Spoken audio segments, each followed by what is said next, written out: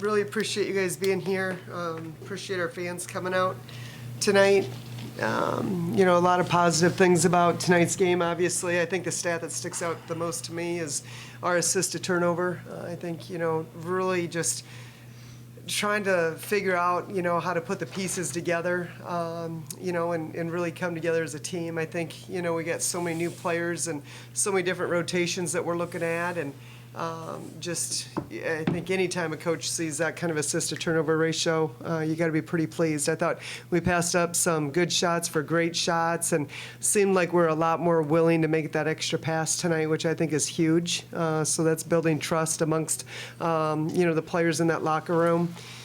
Needed to close out that fourth quarter better, and it might seem silly, but just the importance of playing a 40-minute game in every possession, and kind of got a little ragged there in that fourth quarter, and gave up some offensive rebounds that we weren't real pleased with. But I am glad that we were able to go so deep into our bench. I thought a lot of players had really good games for us. I think to see London play, just with so much passion and energy out there as a freshman, it was great for her. I thought Tilly had some really good minutes. I thought DB made the most of her minutes, and so it was great to see some of those young ladies that don't get to play as much and see them make the most out of their minutes. Proud of our team. We know it's one game, and we just hopefully can build on it, and in less than 48 hours, be ready to go. Questions? Coach, it's probably too simplistic to say, I think Kenna alluded it to there, that all that was wrong is now right, but is this a sustainable level of play? I mean, these were the reigning WNIT champions. Is this a sustainable level of play for your team, similar to what you think it can be? I think this team has a really high ceiling. I think we're still figuring out how do we put them in a position offensively to play to their strengths and, continue to share the ball. I think that's just huge for our team, is just we've got a lot of players that have the ability to score and just to kind of surrender that for we over me. And I think if they can do that, they got a chance to do something pretty fun this year. But we know we got work to do. I mean, we missed some box outs tonight, and, we've got to be able to consistently play with 13 or less turnovers. We did a much better job of that tonight. I thought we did a better job getting out in transition tonight. So a lot of positive things, but consistency is key. And so, it's one game, and let's see if we can't learn and grow and build on it for Friday. Coach, when I asked you about it on Friday, you said that this offense was still not at the stage that you wanted to see put up 112 tonight. Do you think that was more a schematic fix or just a chemistry issue from the things that a chemistry kind of connectivity that we saw from Friday? I think it's a little bit of everything, to be honest with you. I don't think you can just put it in one pot. I think, again, you've got 6 new players, and you've got returning players, and you've got 2 young ladies that didn't play last year. And so there's just a lot of newness to what we're trying to do. And we've tweaked our offense. And so, and then we had a lot of games back to back to back. And so it was hard to really make a lot of adjustments in a short period of time. But, we're still evolving in that area. How do we put our players in the best position for them and their skill set? And I think as players just settle into more of their role and understand, and trust that ball's going to stay hot and keep moving. And, I think that's just going to help us. So I think it's a work in progress, as it should be this early in the season. Coach, you mentioned the we over me mentality.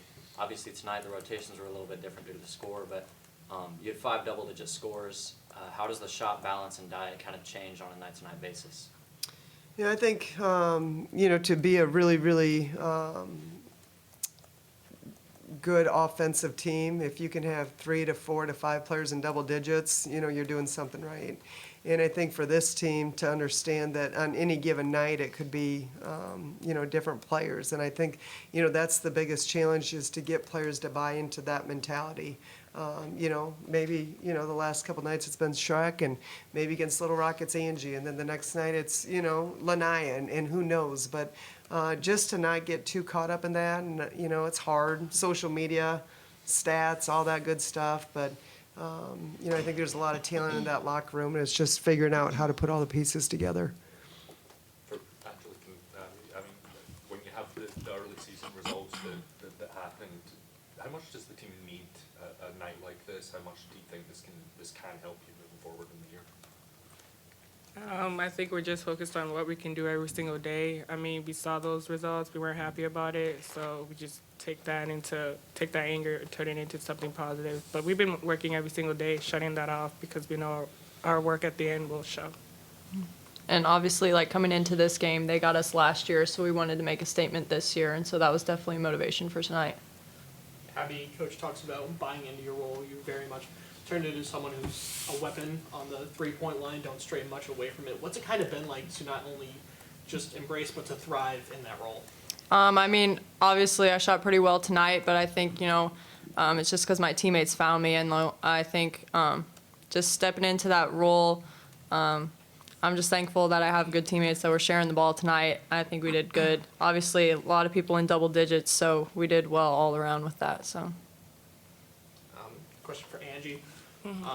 When it comes to rebounding, this team just continues to get better and better. I believe that it's now consecutive games you've out-rebounded your opponent by double digits. What have you seen just when it comes to being more aggressive on the glass, both offensively and defensively? I honestly don't think I've been doing the best, so I've been just trying to get to a point where like I'm being more physical but using it wisely and not getting those fouls, but just being strong but being smart about it, but just thinking every rebound's going to be mine every single game. And that's kind of my mindset going in. Coach, it looked like there was a little thumbs up going Angie's way there. What was that for? I should have done it down here, right? So you could have seen it. Angie's just somebody that's just, she expects a lot of herself, and she has a tendency, if I'm going to be honest, to be a little hard on herself. And I had to remind her tonight, it's been a year since you've played, over a year, since you've played. And so just to have a little bit more grace for herself. And I'm looking down at her stat line, and I'm thinking 13 minutes, 11 points, 7 rebounds, not a bad night out. So happy for her. Thank you. Coach, how have you seen your team's defense improve over the last few games, and how is that intensity leading to success? Yeah, I feel like defensively we've been pretty solid this year.